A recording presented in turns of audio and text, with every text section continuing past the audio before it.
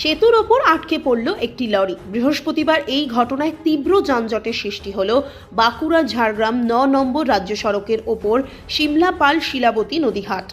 খবর পেয়ে ঘটনাস্থলে পৌঁছায় সিমলাপাল থানার পুলিশ। স্থানীয়দের সহযোগিতায় পুলিশ ওই লরিটি রাস্তা থেকে সরিয়ে ফেলায় যান চলাচল স্বাভাবিক হয়। স্থানীয়দের দাবি, ব্যস্ততম রাজ্য সড়কের ওপর সিমলাপালে শিলাবতী নদীর ওপর এই সেতুটি এতটাই সরু যে প্রায় প্রতিদিন এই এলাকায় যানজটের সৃষ্টি হয়। তারপর এই ধরনের অনাকাঙ্ক্ষিত ঘটনা ঘটলে তো কথাই নেই। অবিলম্বে এই জায়গায় নতুন সেতু তৈরির দাবিতে সরব হয়েছেন সিমলাপালের মানুষ। কলেজের পরীক্ষা ছিল, কিন্তু একটি গাড়ির ব্রেক ফেল হয়ে গেছিল, তাই এখানে ব্রিজে আটকে গেছিল স্যার। তাই সবাই মিলে আমরা তাকে ঠেলে পার করে দিলাম। কতক্ষণ আটকে ছিল?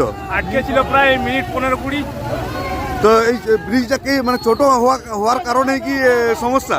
হ্যাঁ, ব্রিজটা ছোট হওয়ার কারণে গাড়ি দু সাইড থেকে মানে কি বলবো সাইড নিতে অসুবিধা হয়। ব্রিজটি এক লাইন তো, তাই এই সমস্যা হয়েছে। হ্যাঁ হ্যাঁ, সরু ব্রিজ, গাড়ি পেরেছে না, যার জন্য এই অবস্থা হচ্ছে। গাড়ি ফেসে গেছিল। আবার কতক্ষণ আটকে রয়েছে? এই তো 8 ঘন্টার মতো লোক ঠেলে ক্লিয়ার করছে। আর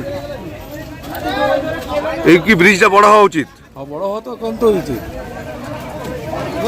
তার জন্য কি এরকম সমস্যা? গাড়ি খারাপ হয়ে গেছিল, জাম হয়ে গেছিল। যে এখন তো জাম হয়ে রয়ে গেছে, তো কতটা সমস্যার মধ্যে পড়তে হচ্ছে আপনাদেরকে? সমস্যা সিঙ্গেল রোড, ব্রিজে ছোট ওভার হয়ে গপ্প শুনছি, কিন্তু কোনো ওভার হয়ে মানে ব্রিজ কি ছোট হওয়ার জন্য সমস্যা? এই সমস্যা হচ্ছে। অবিলম্বে কি ব্রিজটা বড় হলে ভালো হয়? হ্যাঁ, সব লোকের সমস্যার সমাধান হবে।